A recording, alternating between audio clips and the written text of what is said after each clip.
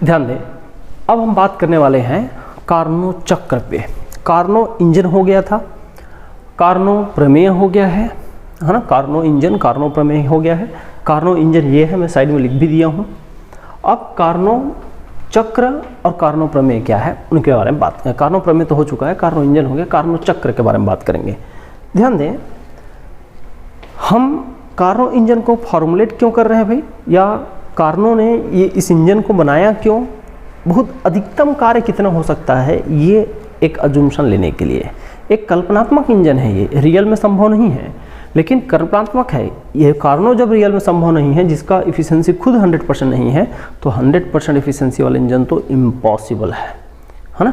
तो यहाँ देखना, इस इंजन में समझिए ये वर्क या इस इंजन के अंदर, ये जो इस इंजन के अंदर प्रोसेस जो हो रहा है वो एक्चुअल में चक्रीय प्रोसेस है, चक्रीय प्रक्रम है और साइक्लिक प्रोसेस है, और अधिकतम कार्य लेने के लिए उसको रिवर्सिबल भी लिखा गया है।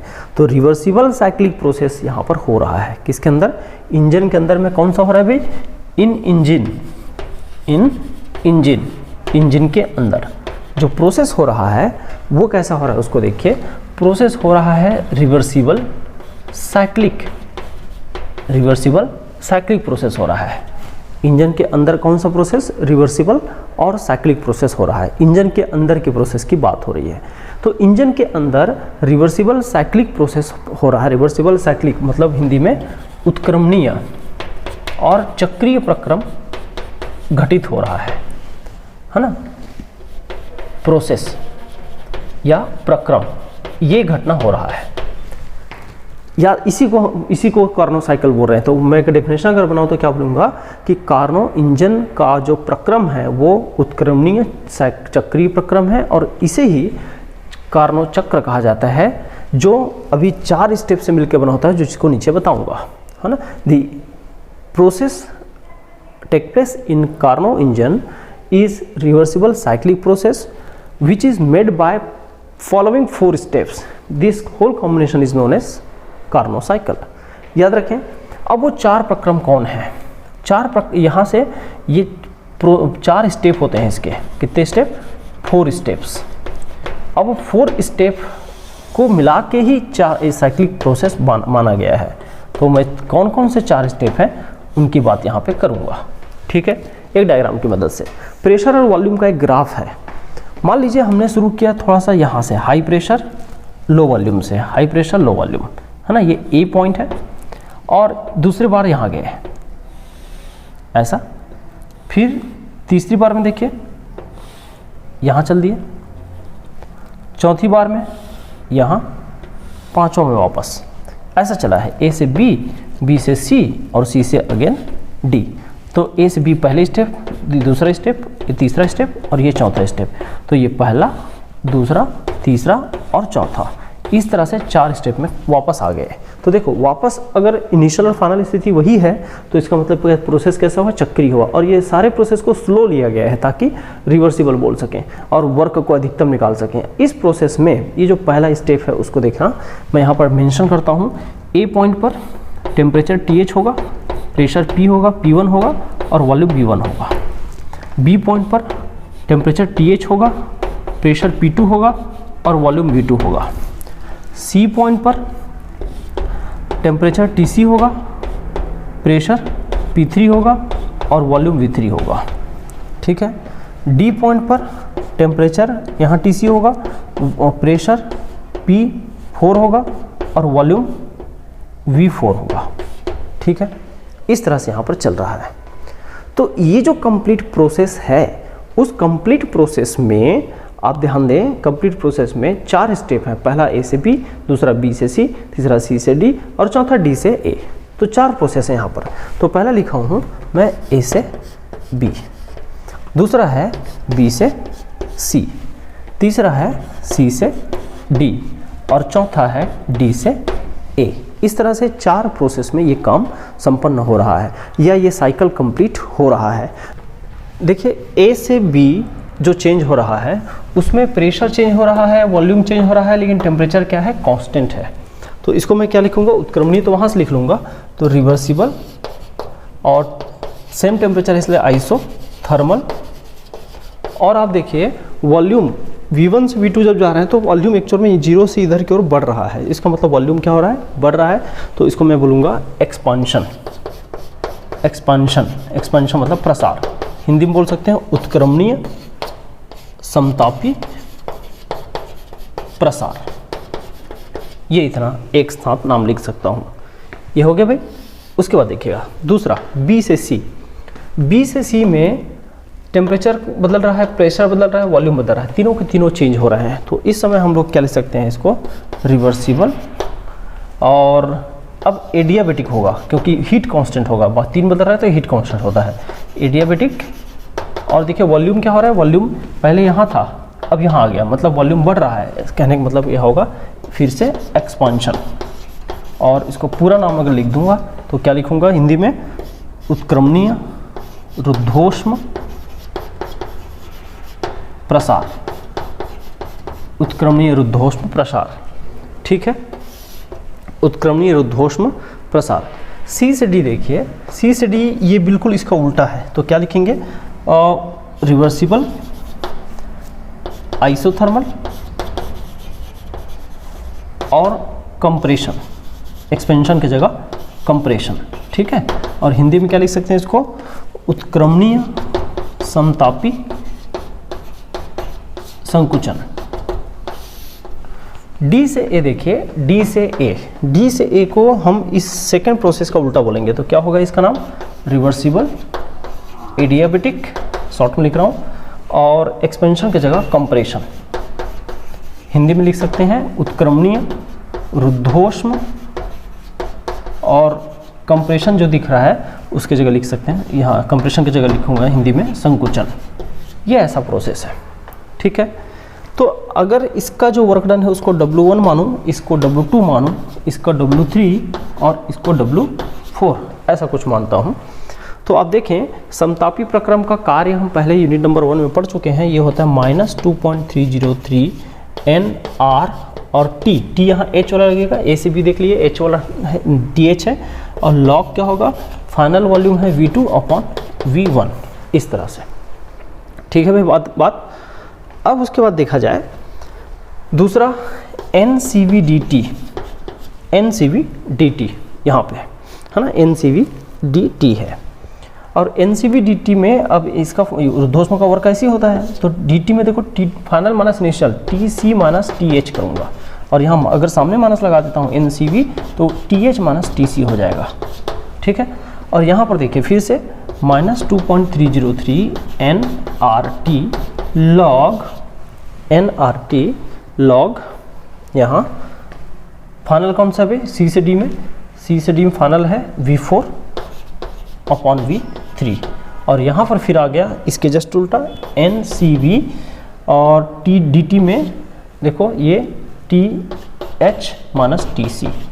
अगर आप जब जोड़ेंगे तो आप देखना टोटल जो वर्क डन है वो होगा W1 plus W2 plus W3 और प्लस W4 साइन के साथ जुड़ेगा। तो इस समय जब आप देखें तो इस समय क्या होगा, W2 और W4 का वैल्यू देखिए, बिल्कुल एक माइनस एक प्लस है, तो W2 और 4 सेम भी है और अपोजिट है, इसलिए पूरा कैंसिल हो जाएगा। और फाइनली क्या बचेगा, W1 प्लस W3 ही बचेगा, ठीक है। तो अभी अब इसको मैं थोड़ा सा और यहाँ पर यूज़ करते हुए दिखाऊंगा, यहाँ तक नोट कर लिए होंगे तो यहाँ को मिटाता हूँ, फिर यहीं से आप लोगों को समझ में आ जाएगा।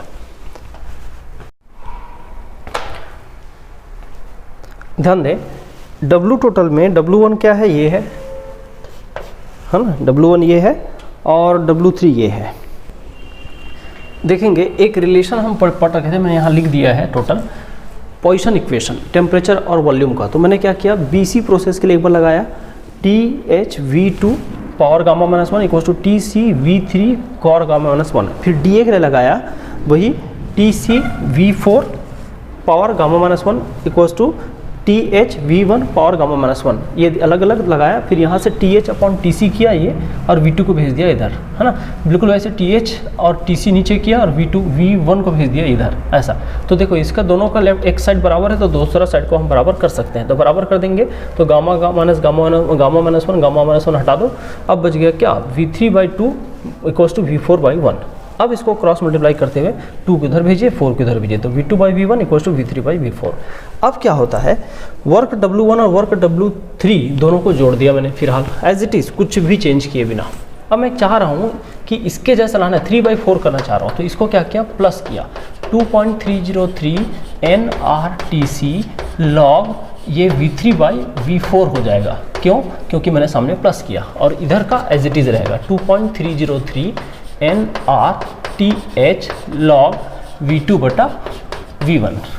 ठीक है, तो अब उस रिलेशन के हिसाब से ये दोनों बराबर हो गए हैं, तो देखिए क्या कर सकता हूँ, -2.303 NRTH log, इसको रहने दीजिए V2/V1, और प्लस 2.303 NRTC, अब इसके जगह देखिए log V3/V4 की जगह V2/V1 रख सकता हूँ, V2/V1। अब क्या हो गया भाई, केवल ये और ये अलग है, बाकी सब सेम है, तो मैं कॉमन निकाल सकता हूँ। क्या देखो, W total equals to minus common है क्या, 2.303 NR और log V2-V1, ये कॉमन कर दिया।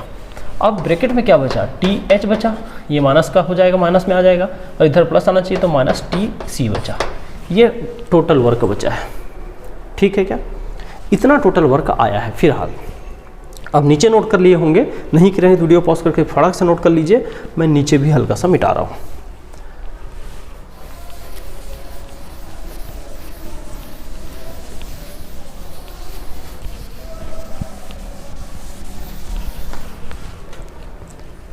देखेंगे अब हमको क्या चाहिए, इफ़िशियंसी, हमको चाहिए दक्षता, और दक्षता या इफ़िशियंसी ये कैसे निकाला जाता है भाई, देखें, दक्षता या इफ़िशियंसी इक्वल्स टू क्या होता है, इक्वल्स होता है W वर्क अपॉन QH, जो पीछे बात किए थे।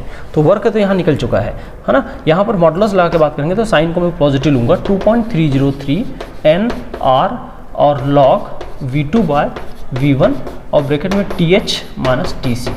अच्छा, अब हीट का फॉर्मूला क्या है कि हीट QH वाला चाहिए, तो मैं आपको याद दिलाऊं, QH वाला ये पोर्शन है, और आइसोथर्मल प्रोसेस में जो वर्क होता है वो सेम वैल्यू ही किसका होता है, हीट का होता है। वर्क और हीट बराबर होता है, केवल साइन अपोजिट होता है, तो साइन को तो लेना नहीं है, तो मैं केवल मैग्नीट्यूड ले रहा हूँ, तो 2.303 NRT और H log V2/V1। वर्क और हीट बराबर होते हैं भाई, फर्स्ट यूनिट में पढ़ा हुआ है। तो यहाँ देखो, ये पूरा कटेगा, यहाँ से यहाँ तक ये लॉग वाला पार्ट पूरा कटेगा, लॉग ये वाला पार्ट इतना बचेगा। तो क्या क्या बचा भाई कि TH minus TC upon TH बचा, और ये क्या हो गया, एफिशिएंसी। ये एफिशिएंसी का फॉर्मूला स्टेबलाइज हो गया। कहने का मतलब क्या था कि क्यों Q की जगह हमने टेम्परेचर लाया, वो यहाँ पर क्लियर करके बताता है ये एफिशिएंसी। अब यही से एफिशिएंसी से पता चलता है कि यहाँ पर पदार्थ की मात्रा पदार्थ की प्रकृति पर बिल्कुल निर्भर नहीं करता, दक्षता केवल सोर्स और सिंक के ताप या ऊष्मा पर डिपेंड करता है। इतना ही प्रूफ करना था। ये कहाँ से आया है, पॉइसन इक्वेशन से। केवल इतने का यूज़ है, मान लो ये पूरा नहीं भी लिखोगे चलेगा, इतना यूज़ कर लिख दोगे चलेगा, लेकिन कैसे आया वो दिखाने के लिए बाजू में लिख दिया हूँ। ठीक है भाई, साइन को यहाँ पर मॉडुलस लगा के सॉल्व किया हूँ, कहने का मतलब साइन का मतलब यहाँ नहीं लिया गया है। तो ये हो गया पूरा कार्नो चक्र। देखते हैं अब क्या कार्नो इंजन की दक्षता, efficiency of the Carnot engine के बारे में पीछे बात हो चुका है, फॉर्मूला डिराइव हो चुका है, और फॉर्मूला डिराइव होने के साथ साथ अब हमको बात करना है अब न्यूमेरिकल क्वेश्चंस की। लेकिन पहले एक बार दक्षता को एक बार और थोड़ा सा फॉर्मूला देख के समझ लेते हैं, फिर इसमें कंटिन्यू करेंगे। देखें, कार्नो इंजन की दक्षता हम लोग कैसे देखते हैं, दक्षता का साइन है क्या, ईटा, और दक्षता का मेजरमेंट कैसे होता है भाई, कितना वर्क किया और कितना हीट उसने लिया, और क्यों हीट कहाँ से लेता है, सोर्स से। तो सोर्स के हीट को हम लोग QH से रिप्रेजेंट करते हैं, तो W work done upon QH। यहाँ पर साइन वाइन को इग्नोर करिएगा, है ना, इसके प्लस और माइनस को इग्नोर करिएगा, क्योंकि एफिशिएंसी एक इसमें साइन का मतलब नहीं है, साइन लेस क्वांटिटी समझ लीजिए। पॉजिटिव निगेटिव ऐसा कुछ सोचने की जरूरत नहीं है, हमेशा पॉजिटिव ही होगा, ऐसा भी सोच सकते हो आप। अब इसी का बदला हुआ रूप क्या था भाई, एक था Q, इसका जो बदला हुआ रूप था उसको बता रहा हूँ, QH minus QC upon QH उष्मा के हिसाब से। टेम्परेचर के हिसाब से बोले तो TH minus TC upon TH, ये फॉर्मूला था। ये पीछे बात हो चुका है इस पर डिटेल, और ज़्यादा जाने की ज़रूरत नहीं है। इसमें से कोई भी फॉर्मेट में आप क्वेश्चन सॉल्व कर सकते हैं। डाटा की उपलब्धता किस आधार पर अच्छा है उसको आप देखते हुए देखें। इस फॉर्मूला के डिस्कशन में हमको पता है यहाँ पर मैटर पर डिपेंड नहीं करता, पदार्थ की मात्रा पर डिपेंड नहीं करता, केवल किस पर डिपेंड करता है, सोर्स और सिंक के ऊष्मा पर या ताप पर, दक्षता का। लेकिन दक्षता समझें, इफ़िशियंसी अगर यहाँ पर देखा जाए इफ़िशियंसी को, तो ये कभी भी 1 नहीं आता। इफ़िशियंसी कभी भी 1 नहीं हो सकता। क्यों 1 नहीं हो सकता? लॉजिकली भी करेक्ट है। कैसे? कि नो इंजन इज़ 100% इफिशिएंट। क्यों? कारण क्या है? No engine is 100% efficient. कोई इंजन किस काम के लिए एफिशिएंट? कि हीट को वर्क में बदलने के लिए। इस हीट को वर्क में बदलने के लिए 100% कोई इंजन सक्सेसफुल नहीं है। यही इसका मुख्य कारण है, इसलिए ये हो नहीं सकता। लेकिन क्या फॉर्मूला सपोर्ट कर रहे हैं इस बात को? वो भी चेक कर लेते हैं कि आप सेकेंड लॉ के अकॉर्डिंग आप जानते हैं QC सिंक का ताप 0 नहीं हो सकता। अब बताइए, जब QC 0, इसको अगर 1 करना है तो QC को 0 करना पड़ेगा, है ना भाई? ये 0, तब तो ये 1 हो जाएगा। तो QC को 0 हो नहीं सकता। कौन बोलता है? ऊष्मागतिकी का द्वितीय नियम, क्योंकि ऊष्मा की हानि होगा ही, तो ऊष्मा की हानि होगा ही, इसका मतलब QC 0 नहीं हो सकता। और अगर QC 0 नहीं हो सकता तो ये 1 हो ही नहीं सकता। पहला चीज़ है, ठीक है भाई। और दूसरा, ना ही QH इन्फिनाइट हो सकता है। QH इन्फिनाइट कर दो तो भी हो सकता है, QH या TH क्या इन्फिनाइट हो सकता है? बिल्कुल नहीं, इन्फिनाइट टर्म का कोई एग्जिस्टेंस रियल में नहीं है, तो ये भी नहीं हो सकता। इसी के कारण, क्योंकि देखो इसको इन्फिनाइट अगर कर देता हूँ तो इसको इग्नोर करते हुए इन्फिनाइट डिवाइड बाय दिस हो जाएगा। तो अब ये हो सकता है, ये इम्पॉसिबल है कि ये सब कंडीशन ओबे करे, है ना।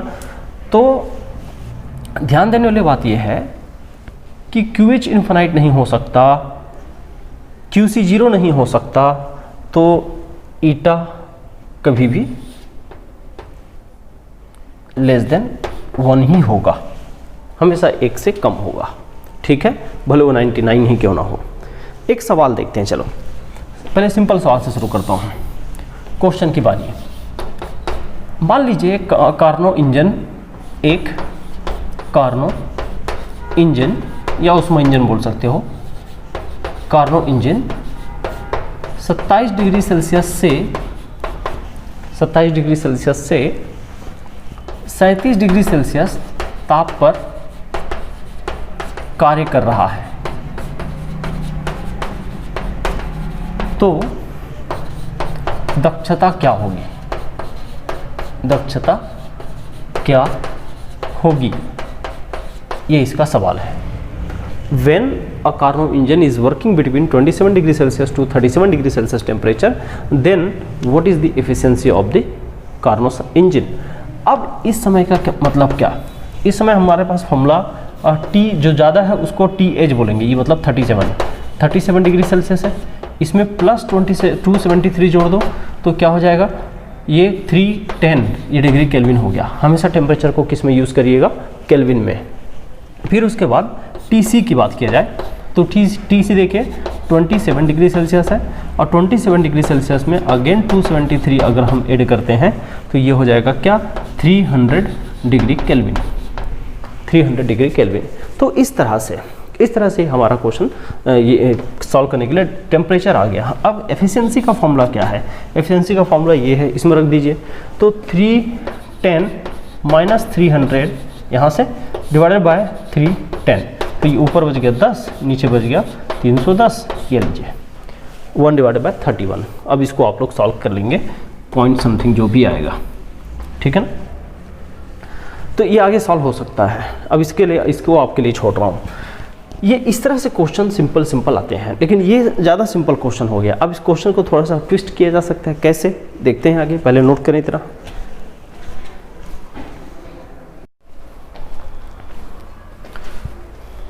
देखिए एक डिफरेंट सवाल लिख दिया हूँ एफिशिएंसी पर based. The efficiency of Carnot engine is 42% calculate the heat in calorie that must be withdrawn from the heat reservoir to produce maximum work of 210 calorie. यदि एक कार्बन इंजन की दक्षता 42% है तो 210 कैलोरी कार्य करने के लिए स्रोत से प्राप्त ऊष्मा कितनी होगी, ये निकालना है। तो बहुत इजी है क्वेश्चन। आपको पता है इफिशिएंसी का फॉर्मूला क्या है। इफिशिएंसी का जो इनिशियल फॉर्मूला है, क्योंकि वर्क से हीट पूछा है तो वर्क और ये हीट। अब इसमें देखो वर्क हमको मिला है, इफिशिएंसी भी मिला है, ये निकालना है। कितना इजी प्रॉब्लम हो गया। अब यहाँ से चले इसको इधर भेज दीजिए, QH इक्वल्स टू वर्क और डिवाइडेड बाय एफिशिएंसी। लेकिन एफिशिएंसी को थोड़ा सा सावधानी से, एफिशिएंसी दिया है 42%, लेकिन 42% नहीं रखना है अपने को, ये परसेंटेज में दिया है। जब भी इस फॉर्मूला को यूज़ करोगे आप परसेंटेज में एफिशिएंसी नहीं रखेंगे, इसको 42% मतलब 42/100 रखना है, और 42/100 मतलब 0.42 होता है। तो यहाँ ऊपर हो जाएगा वर्क 210 और ये 0.42 होगा, 0.42। अब ये जो भी आएगा यही इसका फाइनल आंसर है। तो ज़रा देखो क्या क्या आता है, देखते हैं। तो एक काम करते हैं, इसको 42/100 ही रखते हैं, तो 42/100। तो ये क्या हो जाएगा भाई, देखो QH इक्वल्स टू 210 गुणा 100/42, तो 21 2 42 होता है, कट जाएगा। तो अब ये कितना बचेगा, 1000/2, इसका मतलब 500 कैलोरी फाइनल आंसर है। इस तरह से आंसर आएगा। तो क्वेश्चन आप समझेंगे तो किसी भी तरह से घुमा फिरा के दे क्वेश्चन कर लिया जाएगा, ठीक है। तो और भी प्रैक्टिस आप बुक में जो क्वेश्चन है उसको देख के करते जाइए, करते रहिएगा। मैं यहाँ तक ख़त्म कर रहा हूँ। तो ये हो गया कार्नो इंजन का पार्ट पूरी तरह फिनिश, ठीक है, नोट डाउन।